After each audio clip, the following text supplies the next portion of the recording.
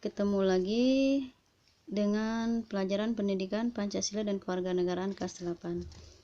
Materi kali ini kita tetap masih melanjutkan materi sebelumnya, yaitu tentang kedudukan dan fungsi Pancasila. Oke. Arti penting Pancasila sebagai dasar negara dan pandangan hidup. 1. Membentuk identitas atau jati diri bangsa. Oke, tahu kan dengan identitas? Jati diri? Oke, samalah seperti kita. Laki-laki identitasnya dia rambut pendek, memakai peci, pakai celana. Ya. Nah, kalau perempuan ya memakai jilbab. Rambutnya identik dengan panjang. Ya. Oke. Yang kedua, mengatasi berbagai pertentangan dan ketegangan sosial. Oke, dengan Pancasila kita kan sebagai warga negara yang baik, kita berpedoman pada Pancasila. Kita mengikuti apa-apa yang diamanahkan Pancasila sehingga menjadikan warga negara ini menjadi aman dan jauh dari ketegangan sosial atau pertikaian atau pertengkaran. Oke, yang ketiga, memberikan arah, tujuan sekaligus menjadi pendorong dalam upaya pencapaian tujuan bangsa. Oke. Masih ingat tujuan bangsa kita dalam pembukaan Undang-Undang Dasar 1945 alinea keempat? Masih ingat ya? Melindungi segenap bangsa Indonesia dan ikut melaksanakan ketertiban dunia dan seterusnya. Oke, yang keempat, pedoman untuk memecahkan berbagai masalah bangsa dan negara. Oke, yang kelima, sarana pemersatu bangsa dan negara. Masih ingat semboyannya? Bhinneka Tunggal Ika. Walaupun berbeda-beda, tetap satu jua. Oke, kita lanjut. Nilai-nilai Pancasila sebagai dasar negara dan pandangan hidup. Oke, upaya mempertahankan Pancasila dapat dilakukan dengan melaksanakan nilai-nilai Pancasila oleh setiap warga negara Indonesia dalam kehidupan sehari-hari dimanapun berada. Masih ingat nilai-nilai Pancasila? Nilai-nilai ketuhanan, nilai-nilai kemanusiaan, persatuan, permusyawaratan, dan keadilan. Oke, lanjut. Dalam kehidupan berbangsa dan bernegara Indonesia, Pancasila menjadi pedoman bagi setiap lembaga negara dalam menyelenggarakan negara, serta bagi warga negara dalam menjalankan hak dan kewajibannya sebagai warga negara Indonesia. Jadi Pancasila itu pedoman bagi semua masyarakat di Indonesia, semua warga negara di Indonesia, baik bagi lembaga negara juga, bagi DPR, bagi MPR, bagi DPD, ya. Jadi semua kehidupan kita dalam bidang apapun di Indonesia ini pedomannya adalah Pancasila, ya. Nilai-nilai luhur Pancasila yang dapat dilaksanakan dalam bermasyarakat, berbangsa dan bernegara, yakni butir-butir pengalaman Pancasila, itu tertuang dalam Ketetapan MPR nomor 1/MPR tahun 2003. Nah, inilah isi-isinya. Butir-butir Pancasila itu. Sila pertama, yaitu ketuhanan yang Maha Esa. Oke, semuanya berhubungan dengan ketuhanan karena nilai ketuhanan. Pertama, bangsa Indonesia menyatakan kepercayaannya dan ketakwaannya terhadap Tuhan yang Maha Esa. Ya, Tuhan yang Maha Esa. Tidak ada Tuhan yang lain selain Tuhan yang Maha Esa. Kalau dalam Islam itu Allah, ya nak ya. Tuhan kita itu Allah Subhanahu wa taala. Oke, yang kedua, manusia Indonesia percaya dan takwa terhadap Tuhan yang Maha Esa sesuai dengan agama dan kepercayaannya masing-masing menurut dasar kemanusiaan yang adil dan beradab. Oke, masih ingat agama yang diakui secara hukum di Indonesia itu ada 6 ya. Ada agama Islam, Protestan, Katolik, Hindu, Buddha, dan Konghucu, ya. Oke, lanjut. 3. Mengembangkan sikap hormat, menghormati, dan bekerja sama antara pemeluk agama dengan penganut kepercayaan yang berbeda-beda terhadap Tuhan yang Maha Esa. Oke, di Indonesia kan masih ada tuh kepercayaan selain 6 yang diakui negara. Maka sikap kita adalah toleransi terhadap mereka, ya, tetap menghormati karena itu pilihan masing-masing. Oke, keempat, membina kerukunan hidup antara sesama umat beragama dan kepercayaan terhadap Tuhan Yang Maha Esa. Oke, kita harus rukun, walaupun berbeda, walaupun kita beda keyakinan, kita harus tetap hidup rukun.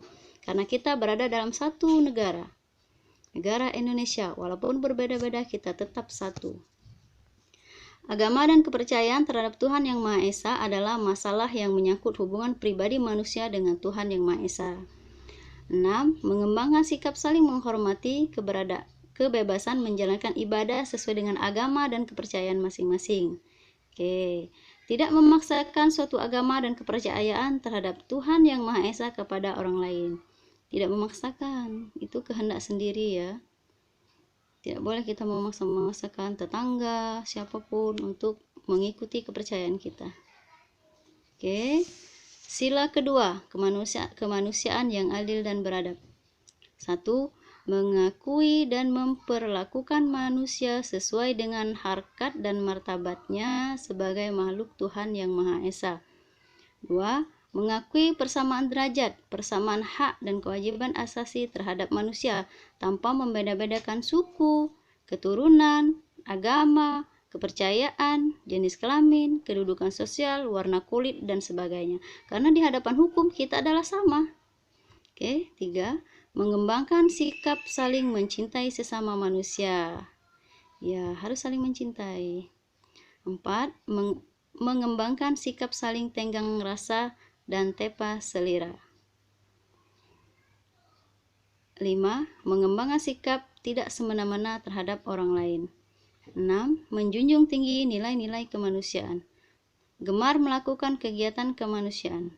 Berani membela kebenaran dan keadilan.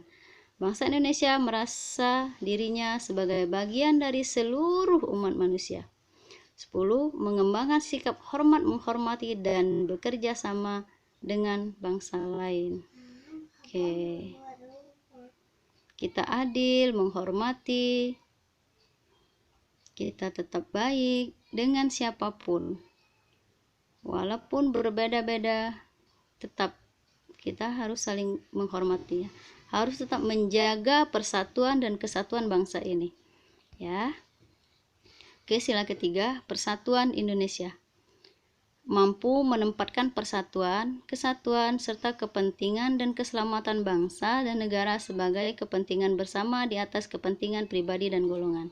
Oke, maksudnya kita mementingkan kepentingan terciptanya persatuan Indonesia ini. Walaupun itu kita harus mengenyampingkan, menomorduakan kepentingan pribadi kita, kepentingan kelompok kita, kepentingan golongan kita. Kita mengutamakan kepentingan bersama agar persatuan dan kesatuan Indonesia ini tetap terjaga. Yang kedua, sanggup dan rela berkorban untuk kepentingan negara dan bangsa apabila diperlukan.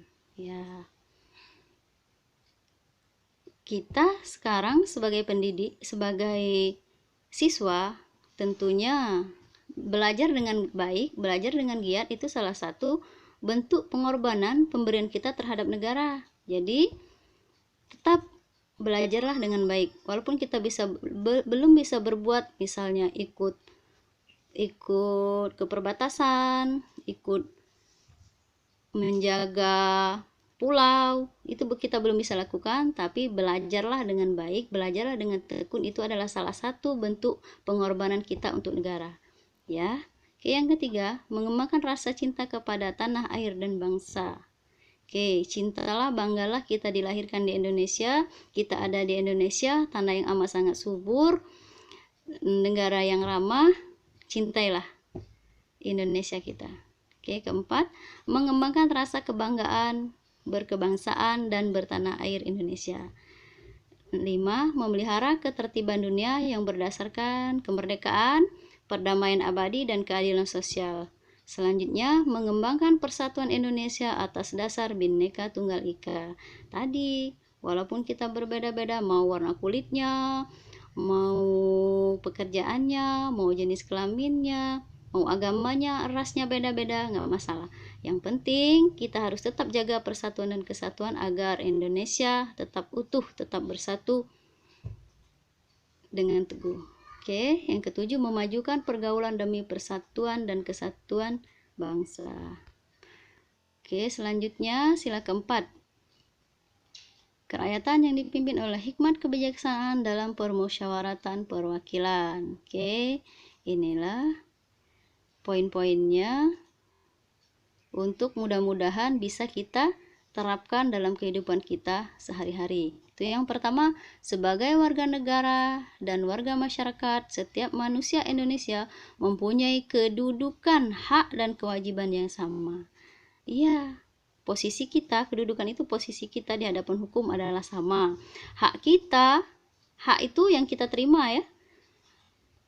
Sesuatu yang kita terima dari negara itu sama dengan yang lain. Begitupun dengan kewajiban kita dengan orang lain untuk negara ini sama. Jadi tidak ada bedanya. Mau kita dari daerah mana, mau kita pekerjaannya apa, mau kita agamanya apa, sama nak ya. Hak kita, kewajiban kita terhadap negara ini sama. Oke, yang kedua, tidak boleh memaksakan kehendak kepada orang lain. Ya, kita harus menghormati hak orang lain. 3. Mengutamakan musyawarah dalam mengambil keputusan untuk kepentingan bersama. Musyawarah mufakat ya. Musyawarah kita lakukan untuk kepentingan bersama demi kemajuan bersama. Oke, yang keempat, musyawarah untuk mencapai mufakat diliputi oleh semangat kekeluargaan. Ya, walaupun berbeda-beda pendapat dalam musyawarah, kita harus tetap menjaga persaudaraan. Karena kita adalah satu saudara, kita adalah satu bangsa. Tujuan kita adalah menjaga kesatuan dan persatuan negara kita. 5. Menghormati dan menjunjung tinggi setiap keputusan yang dicapai sebagai hasil musyawarah. Iya, walaupun tadi dalam musyawarah usulannya tidak menjadi hasil keputusan, tetap kita hasil keputusan tetap kita patuhi, tetap kita ikuti. 6. Dengan itikat baik dan rasa tanggung jawab menerima dan melaksanakan hasil keputusan musyawarah. Ya, karena sudah hasil bersama. 7. Di dalam musyawarah diutamakan kepentingan bersama di atas kepentingan pribadi dan golongan. Iya, tidak boleh memaksakan kehendak kita, kehendak kelompok kita. Kalau musyawarah boleh mengusulkan apapun, ide-idenya silahkan, tapi ketika sudah ada keputusan bersama, ide-idenya dilegowokan, ide-idenya direlakan. Yang penting ketika hasilnya sudah ada, kita patuhi, kita ikuti, tidak memaksakan ide kita tadi ya. Musyawarah dilakukan dengan akal sehat dan sesuai dengan hati nurani yang luhur. Keputusan yang diambil harus dapat dipertanggungjawabkan secara moral kepada Tuhan Yang Maha Esa, menjunjung tinggi harkat dan martabat manusia, nilai-nilai kebenaran dan keadilan, mengutamakan persatuan dan kesatuan demi kepentingan bersama. Iya, keputusan musyawarah itu tidak boleh bertentangan dengan Pancasila. Ya, harus tetap menjaga persatuan Indonesia. Oke, lanjut. Sila kelima, keadilan sosial bagi seluruh rakyat Indonesia. Ini ada nilai keadilan. Itu yang pertama, butir-butir Pancasila, sila kelima ini yang sekuat tenaga harus kita terapkan dalam kehidupan kita sehari-hari. Itu yang pertama, mengembangkan perbuatan yang luhur, yang mencerminkan sikap dan suasana kekeluargaan dan kegotong royongan. 2. Mengembangkan sikap adil terhadap sesama, menjaga keseimbangan antara hak dan kewajiban. Oke, hak dan kewajiban ini, hak itu yang kita terima nak ya, kewajiban yang kita perbuat. Jadi harus seimbang, hak kita, kewajiban kita. Tidak hanya menuntut hak tapi mengabaikan kewajiban. Oke, yang keempat, menghormati hak orang lain. Oke, suka memberi pertolongan kepada orang lain agar dapat berdiri sendiri. Maksudnya membantu teman kita agar dia bisa tampil mandiri. Kita support dia, kita motivasi dia agar dia mampu berdiri sendiri, tegak sendiri, melakukan sesuatu secara mandiri. 6. Tidak menggunakan hak milik untuk usaha-usaha yang bersifat pemerasan terhadap orang lain. Tidak menggunakan hak milik untuk hal-hal yang bersifat pemborosan dan gaya hidup mewah. Maksudnya poin 6 dan 7 ini, walaupun itu sesuatu itu punya kita sendiri, harus tetap kita jaga, harus tetap tidak boleh merugikan orang lain, harus tetap kita berhemat. Ya, harus tetap berperilaku baik dengan apa-apa yang sudah kita miliki. Ya, jangan mentang-mentang ini punya saya, sesuka saya, mau diapakan, tidak. Harus tetap dijaga. Harus tetap kita rawat, harus tetap kita hidup bersahaja. Oke, yang ke-8, tidak menggunakan hak milik untuk bertentangan dengan atau merugikan kepentingan umum. Ya, apalagi ini, misalnya kita punya mobil nih, parkirnya ya tetap di lahan rumah kita ya nak ya, jangan nanti parkirnya di jalan raya mengganggu orang mau lewat. Itu memang mobilnya mobil kita, terserah kita mau ditaruh di mana, tapi jangan sampai mengganggu kepentingan umum ya. Oke, ke-9, suka bekerja keras. 10, suka menghargai hasil karya orang lain yang bermanfaat bagi kemajuan dan kesejahteraan bersama. Oke, setiap siapapun yang berkarya kita hargai, walaupun itu sesederhana apapun tetap kita hargai, karena dia sudah berusaha, dia sudah berjuang untuk mewujudkan karya itu ya. Ke-11, suka melakukan kegiatan dalam rangka mewujudkan kemajuan yang merata dan keadilan sosial. Oke, maksudnya kita suka untuk mengupgrade diri, kita menambah ilmu, kita menambah